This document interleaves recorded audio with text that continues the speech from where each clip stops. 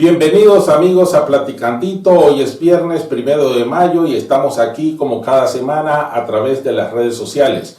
Hoy es el Día Internacional de los Trabajadores, que este año se conmemora en circunstancias tan particulares que vive el mundo entero. El tema de la energía eléctrica y particularmente del precio hacia los consumidores es un problema que aflige a todos los nicaragüenses. Hoy estaremos conversando al respecto con el doctor César Aróstegui, un abogado que tiene varios años de trabajar este tema como asesor en empresas de la industria eléctrica y consultor sobre el tema. Muchas gracias, César, por estar con nosotros, por haber aceptado nuestra invitación. Muchas gracias, Héctor. Un placer estar en Platicandito y con la enorme audiencia que tiene este programa. César, entremos en materia y antes que abordemos exactamente el tema del precio, quisiera que nos dieras un pantallazo de los problemas estructurales y también de los inmediatos que se viven alrededor de la energía eléctrica en Nicaragua. Hay que señalar, Héctor, que Nicaragua adolece de un problema estructural en materia de la industria eléctrica en el país. Hay una falta de política energética que tenga como objetivo el bienestar general de la nación. La industria eléctrica se ha visto, sobre todo ahora con el gobierno de Ortega, se ha visto como un negocio de corto plazo.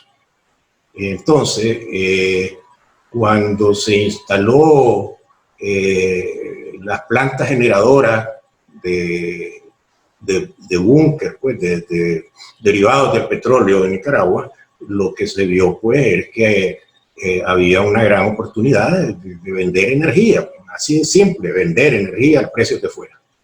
Y ya con el gobierno de Ortega Murillo, entonces se negociaron contratos entre la empresa distribuidora y la empresa generadora que eran totalmente onerosos.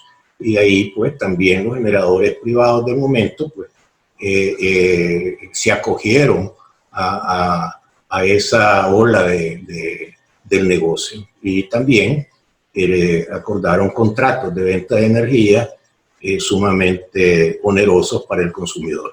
Y por el otro lado, las empresas distribuidoras pues dejan muchísimo que desear en cuanto a su eficiencia, es decir, Disnorte y Disur son empresas distribuidoras que en cualquier otra parte del mundo, con estándares técnicos razonables, pues ya hubieran sido intervenidas. Solo para dar un ejemplo, el ente regulador, el INE, le reconoce a Disnorte y a Disur un 20% de pérdidas de energía, técnicas y no técnicas. Cuando el estándar en América Central es del 10%, máximo 11%. Y ese 20% lo cargamos los consumidores. Por eso también es el otro factor que encarece la energía en Nicaragua.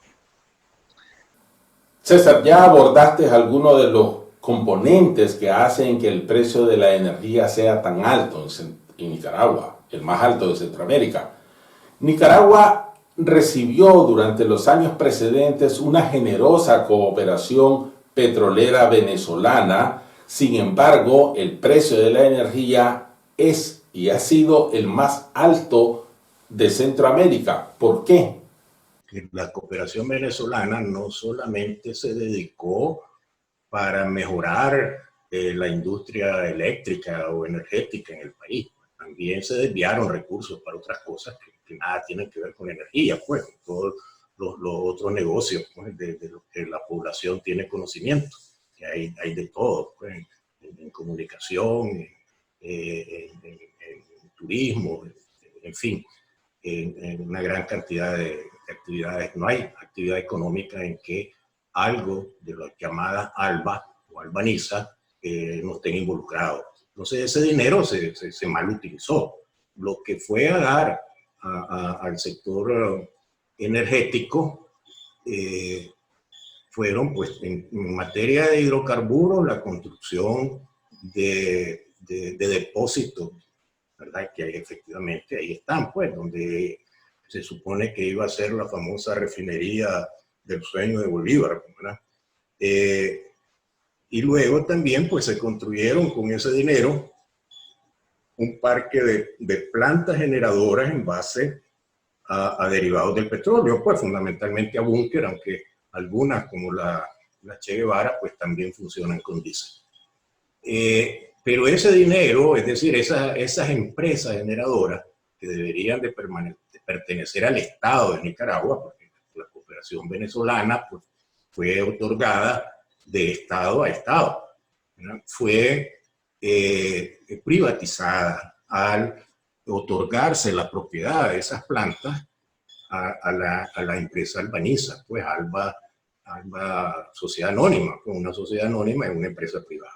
Entonces la cooperación venezolana se privatizó y esas empresas generadoras pues negociaron unos contratos de venta de energía con unos precios exorbitantes que no tomaban en consideración a la población o el beneficio del Estado, pues, o para incentivar la economía. Simplemente pues era una negociación entre Disnorte y Disur y las empresas de Albaniza. Pues para darte un ejemplo, el representante del Estado en Disnorte y Disur es Chico López. Y a la vez Chico López era el presidente de las empresas de Alba Generación. Entonces Chico López negociaba con él mismo. Entonces, salían unos contratos, ¿verdad?, en que el objetivo era simplemente hacer dinero lo más rápido posible. Francisco López, que además es el tesorero del Frente Sandinista y que está sancionado ahora por los Estados Unidos y por Canadá. César, en el contexto de las consecuencias económicas que ya se están sufriendo, resultado de la pandemia del coronavirus y de las que pronto se estarán sufriendo en Nicaragua y en el resto del mundo, varias organizaciones empresariales, pequeñas y medianas empresas, organizaciones y movimientos políticos como la Unidad Azul y Blanco, la Alianza Cívica, el MRS, han demandado una reducción del precio de la energía y de los combustibles entre un 20 y un 30%, porque si el precio del petróleo está por el suelo y el petróleo es la base principal sobre la que se genera energía en Nicaragua, ¿por qué el gobierno no lo ha hecho? ¿Qué hace falta? Hace falta es que el régimen decida hacerlo. Obviamente no lo hace. Hacer eso significaría afectar sus ingresos.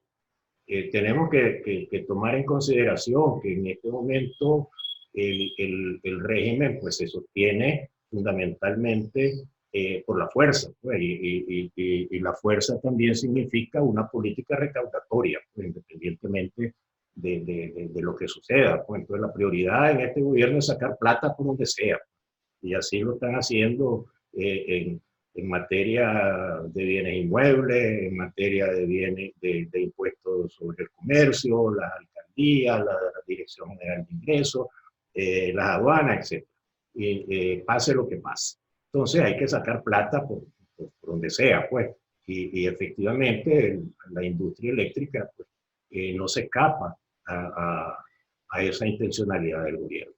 Técnicamente sí, hay espacio, a pesar de lo que señalaba en la pregunta anterior, de las grandes deficiencias estructurales que tiene la industria, sí, claro que sí. Y hay un marco legal también. Hay una ley desde el 2015 que se llama Ley de Variación de Tarifa, que faculta al INE a hacer ajustes tarifarios cuando hay una diferencia entre el precio real del costo de la energía y el precio que se le cobra a los consumidores. Efectivamente ha habido una disminución, pero muy significativa en el costo de la energía que se produce fundamentalmente con derivados del petróleo. Esa diferencia, porque la tarifa continúa siendo igual, esa tarifa que se está aplicando en este momento se calculó en base a un precio del petróleo entre 60 y 65 dólares el barril. y esa es la que está vigente en este momento. Bueno, el barril de petróleo en este momento está prácticamente en cero, pero la tarifa nos la siguen aplicando como que si Unión Fenosa, perdón, de Norte y Sur estuviera comprando energía generada a un precio de $60 el combustible. ¿A dónde se queda ese diferencial? En la caja de Disnorte y de Sur. Ahí es donde se queda. Y además, la semana pasada la prensa lo publicaba claramente, se están haciendo importaciones de energía de Guatemala y de Panamá. Pues, inclusive, se está discriminando con los generadores de energía locales, porque supuestamente pues, se está comprando energía más barata en Centroamérica. Que pudiera justificarse eso si ese ahorro se traslada automáticamente a la economía del país, no solo al consumidor domiciliar, sino a la economía del país, pues, a la industria, al comercio, que de por sí, pues, por todas las razones que ya conocemos, está totalmente deprimido, pues la economía está en una franca desaceleración, por no decir depresión. ¿A quiénes pertenece Disnorte Disur? ¿Quiénes son sus propietarios? Las distribuidoras de Norte y Sur se privatizaron primero con Unión Fenosa, ¿ya? Y así se quedó. La gente le sigue diciendo Unión Fenosa. Después Unión Fenosa se fue y se la vendieron a una empresa española. También todos han sido españoles siempre, que se llamaba Gas Natural. Después Gas Natural duró unos cuantos meses nada más. Ahí también hubo participación del sector privado nacional, los Pelas y los Lacayos también participaron de alguna manera, pero cuando se fue Gas Natural también vendieron su participación y hasta el 2018, 2017, porque no se sabe pues con certeza, el consorcio conformado por dos empresas españolas denominadas TSK Medfosur, le compraron pues, las acciones de Disnorte y de Disur a Gas Natural y al sector privado nacional. Estas TSK, ese consorcio de TSK Mercosur, ya se fue del país. Y lo anunciaron ellos mismos, que no podían seguir haciendo negocios en Nicaragua, ¿verdad? Fundamentalmente, pues porque no se podía seguir haciendo negocios con Albaniza. Nunca el gobierno de Nicaragua informó cómo quedaban las distribuidoras. Hasta tal punto que el ingeniero César Zamora, presidente de la Cámara de Energía del país, pues, desde hace como 3 o 4 semanas públicamente aseveró los dueños de Disnorte y Disur es un gran misterio. Entonces, el pueblo de Nicaragua no tiene conocimiento de quiénes son los dueños de las empresas distribuidoras. Sin embargo, pues las personas que están públicamente al frente de la administración de Disnorte y Disur, pues son las mismas personas que eran funcionarios de Alba Generación, de Albaniza, ¿verdad? De tal manera, pues, que uno puede sacar sus propias deducciones. ¿Quiénes son los verdaderos dueños de Disnorte y Disur? Está claro que en Nicaragua, donde hay una mezcla de intereses, partido, familia, Estado, sin duda alguna, en Disnorte y en Disur están los intereses, está la mano del orteguismo. Hablemos ahora un poco del papel que le corresponde jugar, si lo ha cumplido o no, del Instituto Nicaragüense de Energía, que es el ente regulador de la materia. Efectivamente, bueno, la ley orgánica del INE, en su artículo 2, pues lo primero que dice, entre de las facultades que tiene este ente regulador del sector eléctrico, la primera que dice es defender los intereses del consumidor. Esa es su objetivo, su primera razón de ser. No obstante, pues estamos claros, ¿verdad? Que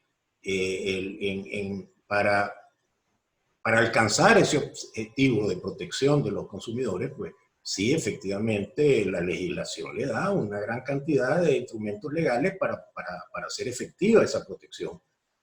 En la práctica no lo hace, pues, ¿verdad? En la práctica más bien contubernio, pues como decíamos anteriormente, la tarifa es aprobada por el INE, autorizada por el INE. Es decir, el Norte y Sur no te puede ir a cobrar, a aplicar una tarifa si no ha sido autorizada por el INE. Y con solo decir, bueno, le reconoce el 20% de su ineficiencia a Norte y a Sur, y ese 20% lo mete en la tarifa para que vos y yo lo paguemos. La ineficiencia de Norte y Sur.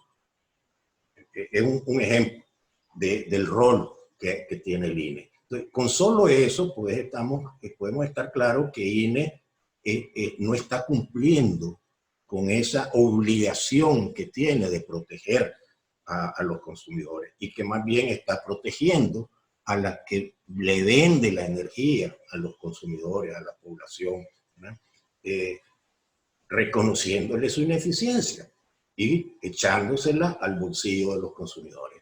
De tal manera, pues, que obviamente ahí hay una enorme responsabilidad por parte del ente regulador, pues, que es muy similar a la responsabilidad que puede tener el Poder Judicial, pues, cuando emite una sentencia, ¿verdad? Que nada tiene que ver con la independencia de los poderes del Estado. Pues el INE se supone que es un ente autónomo, ¿verdad? Independiente de las influencias del poder político fáctico, ¿verdad? Pero esa es la realidad que tenemos, ¿verdad? Y no se puede realmente esperar mucho. Muchas gracias a ustedes, amigos, por haber estado con nosotros aquí en Platicandito, y esperamos que esta información, las declaraciones del doctor César Aróstegui, nos ayuden a todos a poner en contexto por qué el régimen actúa como actúa, por qué hace lo que hace en materia del precio de la energía eléctrica. Y recuerden, hay que cuidarse todos, a cuidarse del coronavirus y a tomar las medidas preventivas y a actuar con solidaridad. Nos vemos el próximo viernes.